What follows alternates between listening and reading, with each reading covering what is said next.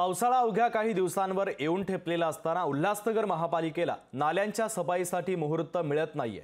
शहरामध्ये अद्यापही अनेक नाल्यांची सफाई बाकी आहे, त्यामुळे आता सर्वत्र नाले तुडुंब भरलेले दिसतात। महानगरपालिका नाले सफाई कधी करणार असा सवाल आता सर्वसामान्य नागरिक उपस्थित करतात। या नाले सफाईचा आढावा घेतला आमचे प्रतिनिधी किरण तेलगोटे यांनी। पाहूयात।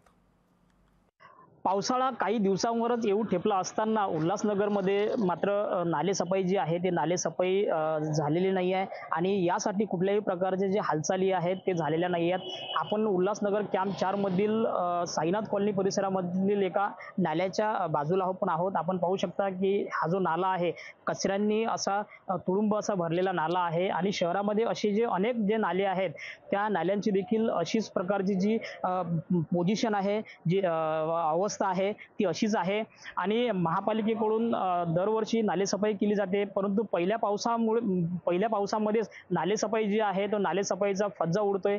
त्यामुळे नालेसफाई जी आहे ती महापालिकेकडून लवकरात लवकर करण्यात यावी अशी जी मागणी आहे ती आता नागरिकांकडून केली जात आहे। कॅमेरामन सरफराजसह किरण तेलगोटे, लोकशाही मराठी, उल्हासनगर। लोकशाही मराठी, ऐका, पहा, जागरूक रहा।